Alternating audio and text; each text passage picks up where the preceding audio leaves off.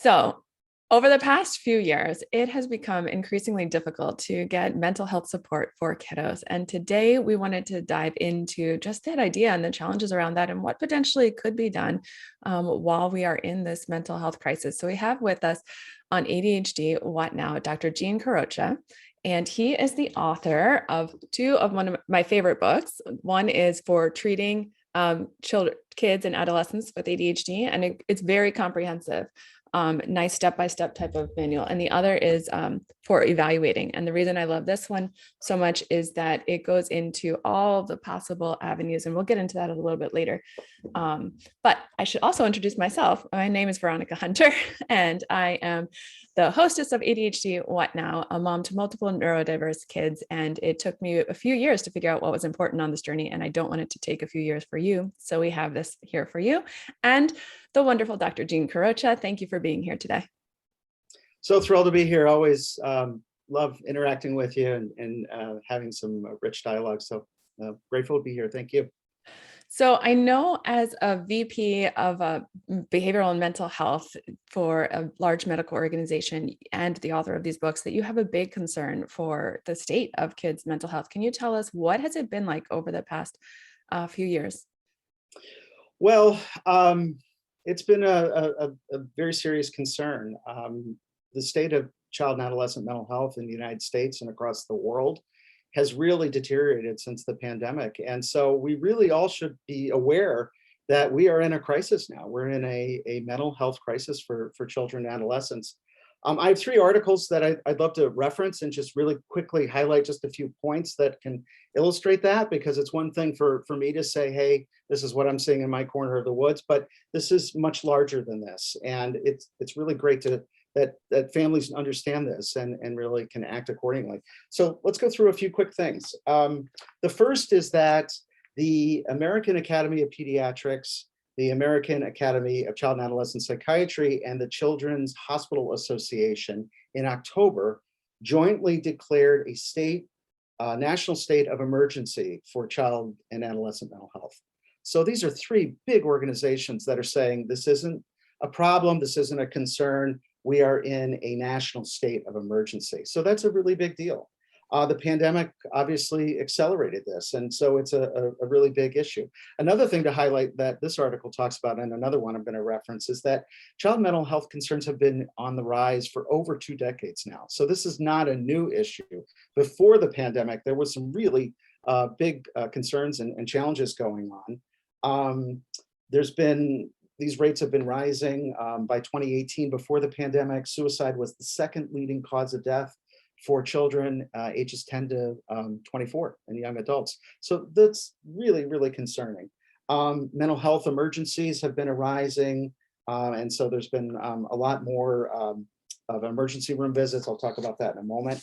And so COVID and the stress of COVID, and then also the ongoing struggle for racial justice has really accelerated all of these mental health concerns. So that's the first article I'd like to reference.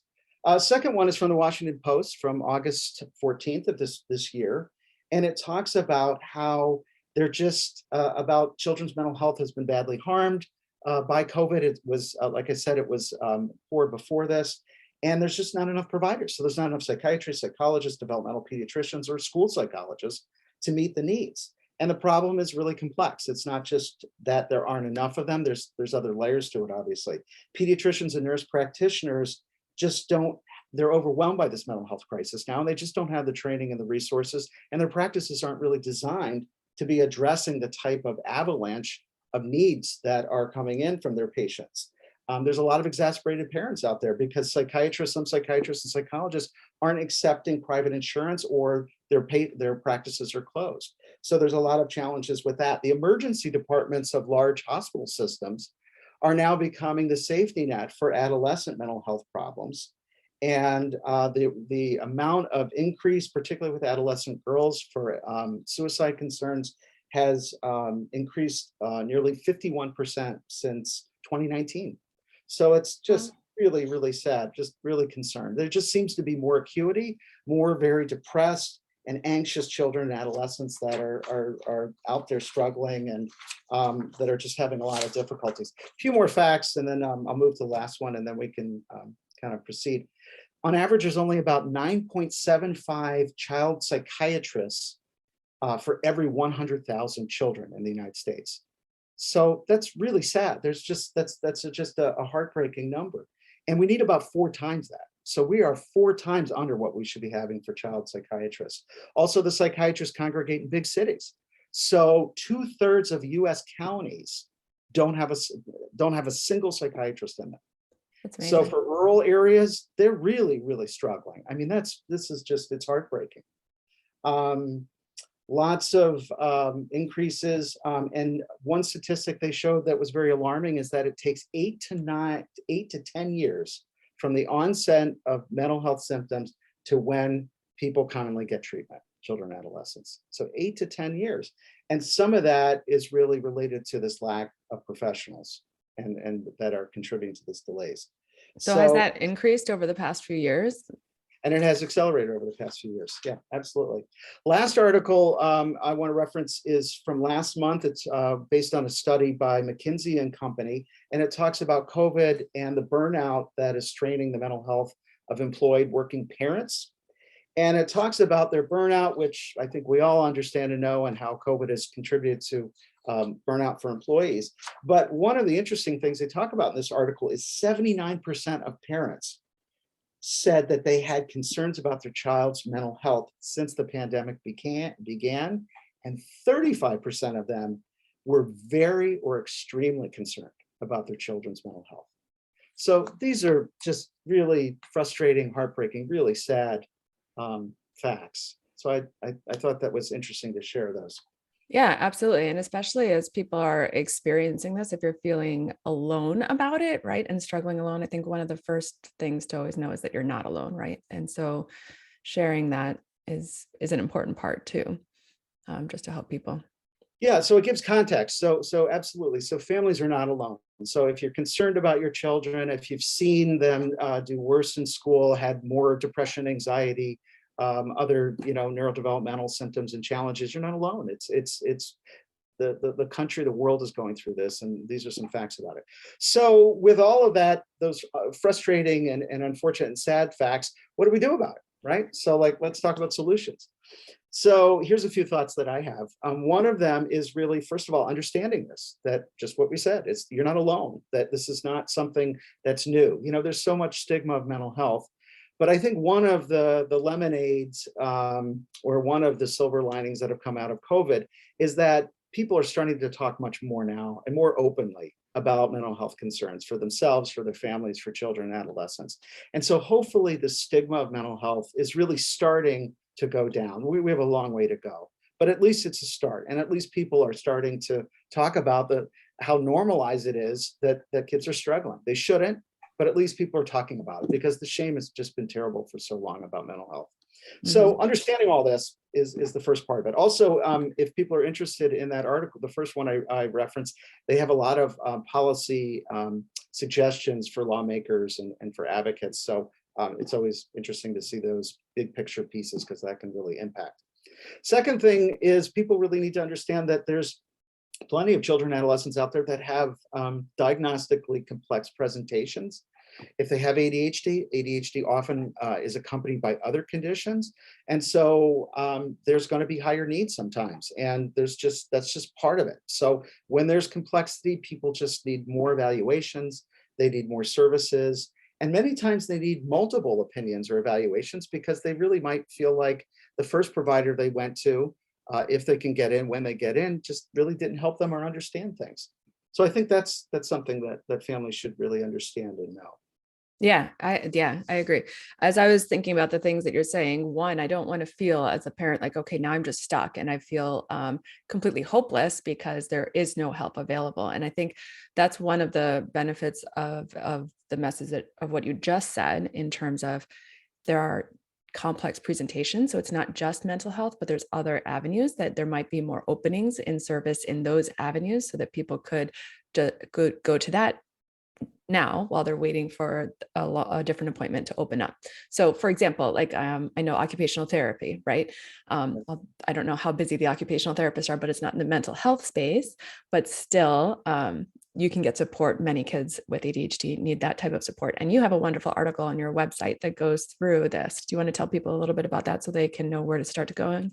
Absolutely. So thank you. So I think it's a great point that yes, if you have identified or you have concerns, go with other providers. You don't need to go one at a time. You can go to all of them and talk to your providers. So go to the occupational therapist, go to the physical therapist, go to the speech therapist, reach out to the pediatricians for medical conditions. One of the things that people can do is go to my website, which is www.adhdology.com. And under the resource section, I wrote an article on how to find an ADHD specialist provider. So I wrote this article because many people from around the country would say, I need help here, or I don't know where to start. I don't know what I need. I don't know where to go. And so I decided to put this together in 5 steps and then also give a lot of resources and directions on where to go. I will also say that another avenue for working parents is to go to their employee assistance program counselors at their jobs, because they will often handhold and assist you in finding providers. So this is something that a lot of people just don't know about, but if you work for a large company and even small companies, they often have something called EAPs, or employee assistant programs, and they are specialists in finding in-network mental health providers. So reach out to them. They're free and they can often help. Sometimes, they might have challenges as well. But if you show this article or even share this article with them, you could say, hey, this is where I'm at. This is what I'm looking for. Can you help me? So hopefully those are 2 tips. Yeah, Another those are piece some of, great resources, and we'll link them down below in the show notes, by the way. thank you. Thank you. That's great. Another resource is to talk to everybody. I'd like to encourage people, if you are struggling with your child, talk to whoever you can, get resources, things like this wonderful podcast, ADHD What Now, other websites, books, articles. Your library has tons of ADHD and other kinds of books. Just keep reading, because the people that persist, the families that persist, they often get the services they need. I've seen this over and over and over again. It's really hard now. There's more waiting lists. Families just need to just really almost expect that. It can be challenging, but if you hang in there and persist, you'll often find the right sources. So it's not easy. It takes multiple attempts often, but really in the virtual world that we live in now, that can increase access. And so that's again another silver lining that came out of COVID, where mental health was dramatically under. I think it was like 5 or 6% of services were online. Now it's reversed. There's so much more online accessibility. And in theory, that means that families can see any provider that's online that is in any part of their state, where in the past, families could only go geographically to a provider that was, maybe under an hour away. Now, for big states, they can, go further. So, and then also there's providers that are able to work across multiple states, so that can help too. So be persistent, hang in there. That's another suggestion. Yeah, absolutely. And the resources that you provide are amazing. I know that this whole idea of what else could be going on for my kiddo was hugely critical to feelings that my son is becoming successful in life and in the world and improving our relationships at home.